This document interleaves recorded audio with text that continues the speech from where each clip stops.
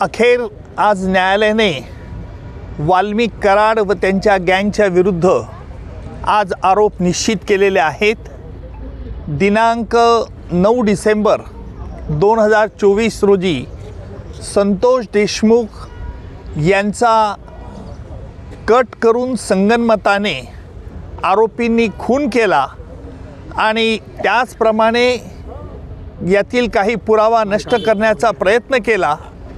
याला कारण म्हणजे वाल्मिक कराड याला जी खंडणी जो मागत होता ती खंडणी अबाडा कंपनीकडनं मिळण्यास अडथळा संतोष देशमुख यांनी केला, याकरिता त्यांचा खून करण्यात आला अशा रीतीचा सरकारतर्फे आम्ही आरोप प्रस्तावित केला। न्यायालयाने आरोप त्याप्रमाणे आज निश्चित केले। एकूण सगळ्या आरोपींच्या विरुद्ध आज निश्चित करून त्याची पुढील तारीख आता 8 जानेवारी ही तारीख ठेवलेली आहे। आजही आरोपींतर्फे पुन्हा हे आरोपी निश्चितची सुनावणी लांबणीवर टाकण्याचा प्रयत्न झाला। आरोपींनी या खटल्यामध्ये आतापर्यंत जे D2 ऑपरेशन केलं, ज्याप्रमाणे पाकिस्तानतर्फे K2 operation, K for Kashmir आणि K फॉर खलिस्तान असं केलं जात होतं, त्याचप्रमाणे आरोपींनी देखील या खटल्यात वेळोवेळी वेगवेगळे हातखंडे वापरून D2 operation, D for delay आणि डिरेल, उशीर करणं आणि खटला उलथून टाकण्याचे प्रयत्न होते।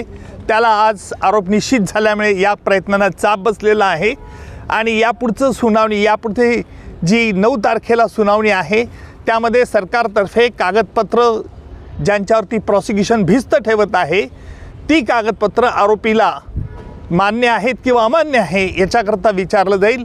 त्याच्यानंतर साक्षीदारांची यादी दिली जाईल आणि प्रत्यक्ष पुराव्याचं काम लवकरच सुरू होईल।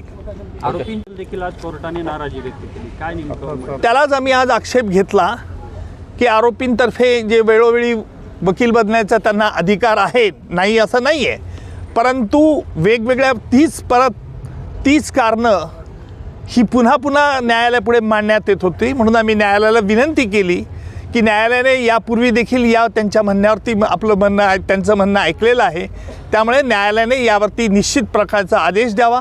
त्याप्रमाणे निश्चितपणे आज न्यायालयाने प्रत्येक आरोपीला विचारलं, तुमच्या विरुद्ध हे आरोप ठेवण्यात आलेले आहेत, सगळे आरोप तुरुंगातच होते, आरोपींनी आरोप मान्य नाही असं सांगितलं आहे आणि न्यायालयाने त्याकरता ते रेकॉर्ड जेलमध्ये पाठवण्यात येईल आणि जेलमधून त्यांची स्वाक्षरी झाल्यानंतर पुन्हा खटल्याच्या कामाकरता सुरुवात होईल।